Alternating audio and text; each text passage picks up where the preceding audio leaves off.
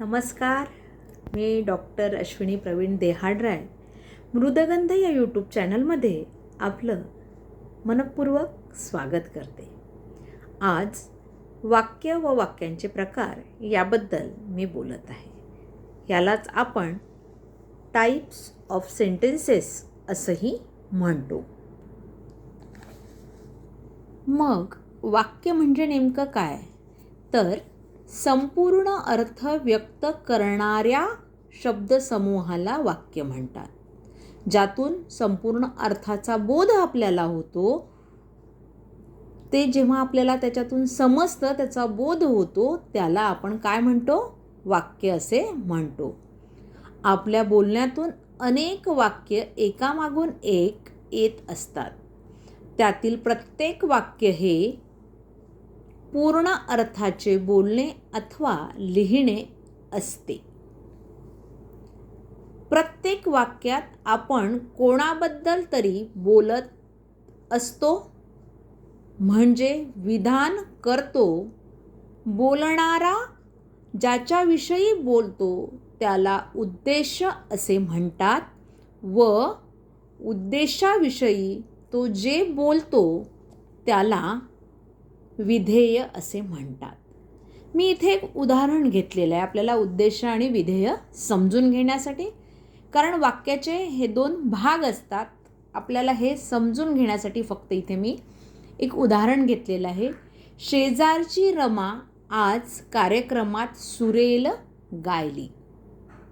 या वाक्यात कोणाबद्दल सांगितले आहे? तर आपण लगेच उत्तर देऊ शकतो. रमा या मुलीबद्दल इथे माहिती दिलेली आहे. विधान कोणते आहे? म्हणजे तिने काय केलं आहे बाबा? ती गायली. मग रमा गायली हे दोनच शब्द इथे आहेत का? नाही. आपण वरील व्याख्या बघितल्याप्रमाणे मग रमा हे कोण आहे या वाक्यामध्ये? तर रमा बोलणारा ज्याच्याविषयी बोलतो त्याला उद्देश असे म्हणतात. म्हणजेच रमा काय आहे या वाक्यामध्ये? उद्देश आहे. कोणाबद्दल बोलतोय आपण? सांगितलेली आहे माहिती रमाबद्दल. कोणते विधान झालेले आहे? गायली. आता म्हणून या वाक्यात रमा काय आहे? उद्देश व गायली हे विधेय आहे. एवढं आपल्याला स्पष्ट झालं. मग आता मला सांगा, या वाक्यात हे दोनच वाक्य आहेत, शब्द आहेत का? हे दोनच शब्द घेऊन वाक्य झालं आहे का? रमा गायली? नाही. कुठे आहे रमा? कुठे आहे? शेजारची रमा. म्हण या वाक्यात हे दोनच शब्द नाहीत. तर काय आहे? शेजारची या शब्दाने उद्देश विस्तार केला आहे. आज कार्यक्रमात सुरेल या शब्दांनी ती केव्हा, कुठे व कशी गायली हे सांगितले आहे. विधेयाचा विस्तार या 3 शब्दांनी केला.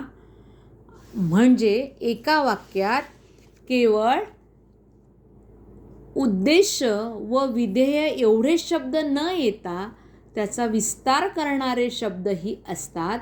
म्हणून वाक्याचे मुख्य 2 भाग पडतात, उद्देश विभाग आणि विधेय विभाग. ज्याच्याबद्दल बोलतो आहे ते काय आहे? ते उद्देश आहे. बोलणारा ज्याच्याविषयी बोलतो त्याला उद्देश असं म्हणतात आणि उद्देशाविषयी जे बोलले जाते त्यालाच विधेय असे आपण म्हणतो. वाक्य आपल्याला समजलं. वाक्याचे मुख्य 2 भाग पडतात हेही आपल्याला समजलेलं आहे. आता आपल्याला परीक्षेसाठी किंवा अभ्यासासाठी वाक्याचे प्रकारसुद्धा आहेत. आपण बोलतो किंवा विचार मांडतो. हे विचार कधी साध्या वाक्यात असतात, कधी प्रश्नरूपात असतात. कधी कधी हे विचार आपल्या मनातील होकार, नकार, आनंद, दुःख, आज्ञा, विनंती अशा अनेक भावना प्रगट करतात. यावरून वाक्याचे मुख्य 4 प्रकार पडतात. कोणकोणते 4 प्रकार आहेत? तर विधानार्थी वाक्य, प्रश्नार्थी वाक्य, उद्गारार्थी वाक्य, आज्ञार्थी वाक्य.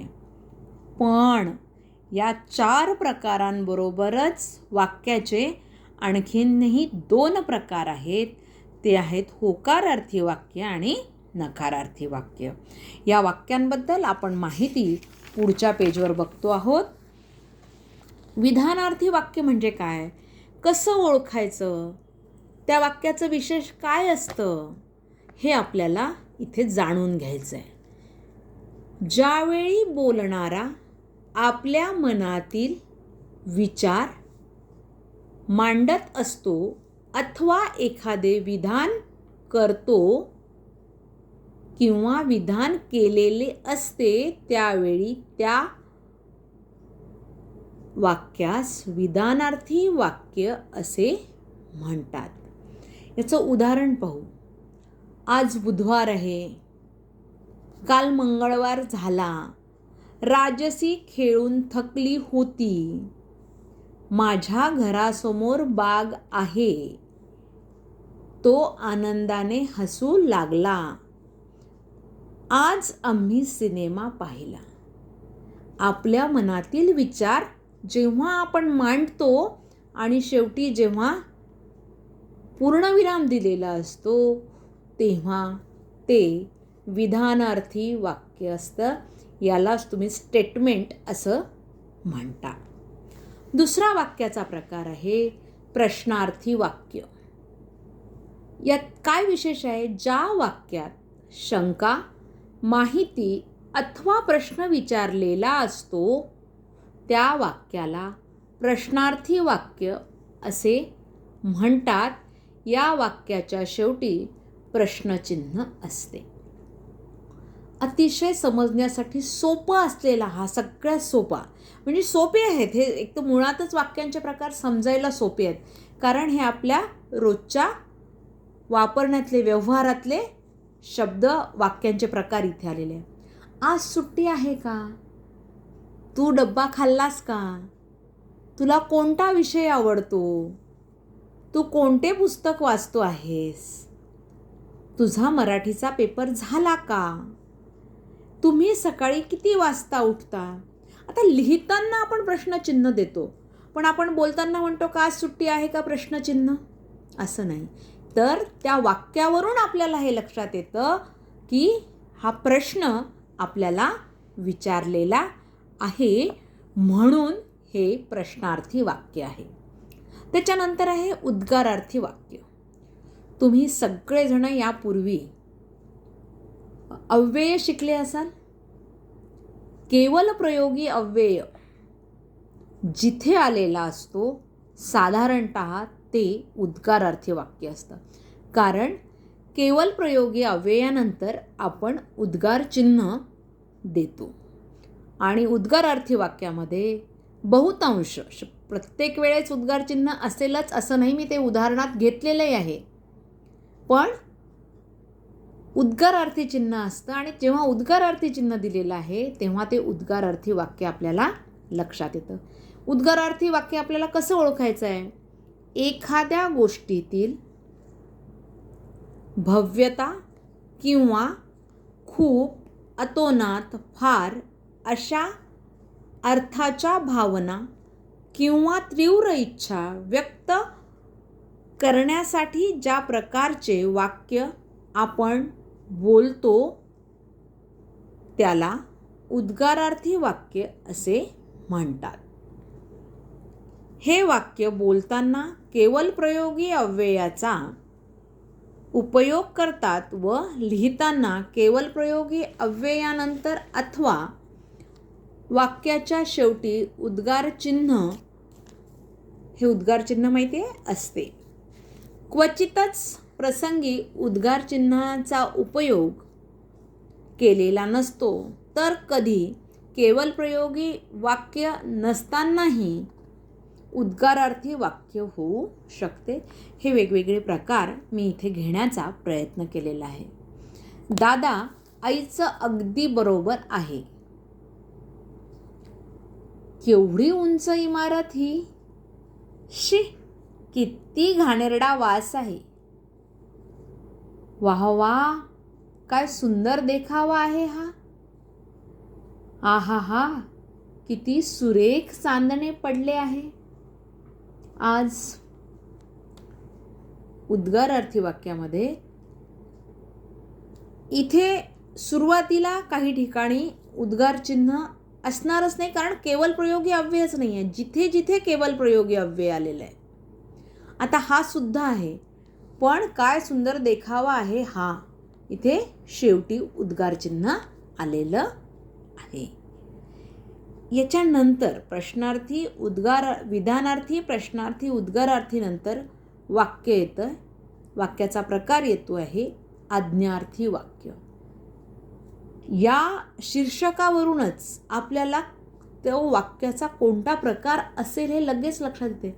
ज्या वाक्यामध्ये आज्ञा दिलेली आहे, आदेश दिलेला आहे, हुकूम दिलेला आहे, विनंती दिलेली आहे, ते सगळे आज्ञार्थी वाक्य यात येतात.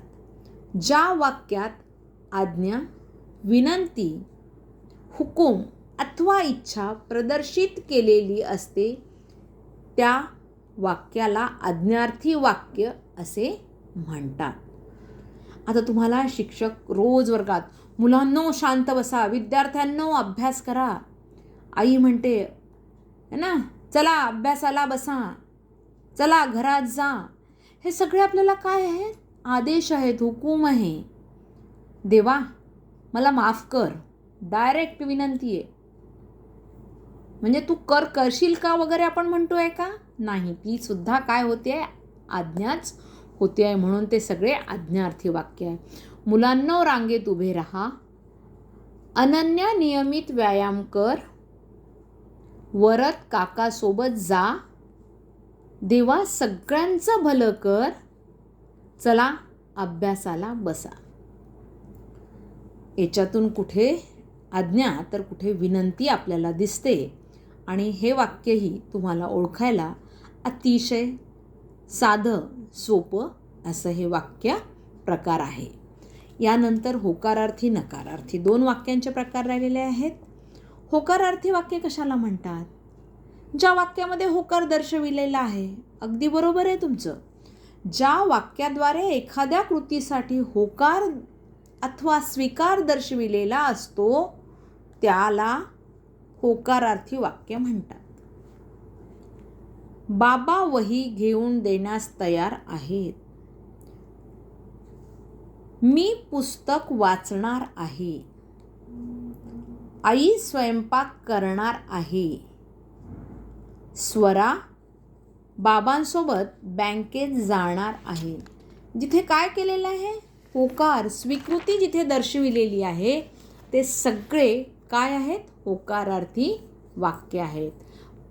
प्राही गाणं गाणार आहे.